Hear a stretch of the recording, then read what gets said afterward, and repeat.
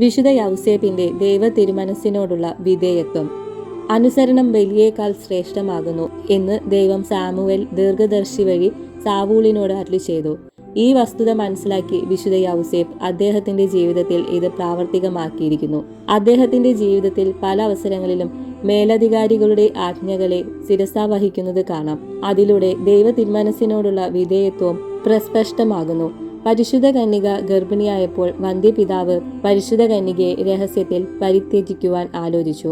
എന്നാൽ ദൈവദൂതൻ പ്രത്യക്ഷപ്പെട്ട് പരിശുദ്ധ കന്യക പരിശുദ്ധാത്മാവിനാൽ ഗർഭിണിയായ വിവരം അറിയിച്ചുകൊണ്ട് കന്യകാമേരിയെ സ്വീകരിക്കുവാനുള്ള നിർദ്ദേശം ലഭിച്ച ഉടനെ അദ്ദേഹം അതനുസരിച്ച് പ്രവർത്തിക്കുന്നു.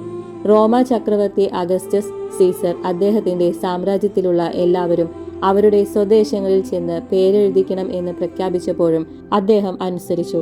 ലൗകിക ചക്രവർത്തിയുടെ കൽപ്പനയിലും വിശുദ്ധ യൗസേപ്പ് ദൈവഹിതമാണ് ദർശിച്ചത്.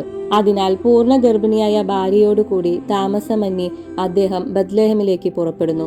വിശുദ്ധ യൗസേപ്പിന്റെ മാതൃക എത്ര അനുകരണീയമാണ്! നാം മേലധികാരികളിൽ ദൈവത്തെ ദർശിച്ചുകൊണ്ട് അനുസരിക്കണം. ദൈവം നമുക്ക് നിശ്ചയിച്ചിട്ടുള്ള കൃത്യസ്ഥാനത്ത് എത്തിച്ചേരുന്നത് അനുസരണത്തിലൂടെയത്രേ. മനുഷ്യൻ സാമൂഹ്യ ജീവിയാണ്. സാമൂഹ്യ ജീവിതമുള്ളപ്പോൾ അധികാരികളും അധീനരും ഉണ്ടായിരിക്കും.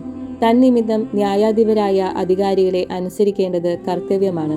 അത് പരിത്രാണ പരിപാടിയിലെ ഒരാവശ്യ ഘടകമത്രേ. നമ്മുടെ അനുസരണം സാർവത്രികവും പ്രകൃത്യാതീതവും സന്തോഷ സമന്വിതവുമായിരിക്കണം.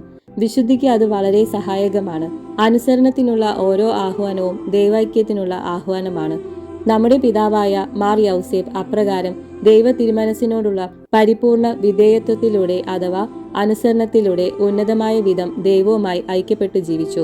കർത്താവേ കർത്താവേ എന്ന് വിളിക്കുന്നവനല്ല പ്രത്യുത സ്വർഗസ്ഥനായ എൻ്റെ പിതാവിന്റെ ഹിതം നിവർത്തിക്കുന്നവനാരോ അവനാണ് സ്വർഗരാജ്യത്തിൽ പ്രവേശിക്കുന്നത് എന്നുള്ള ക്രിസ്തുനാഥന്റെ ദിവ്യവചസ്സുകൾ നമുക്കും ദൈവഹിതാനുസരണം പ്രവർത്തിക്കുവാൻ പ്രചോദനമാകണം.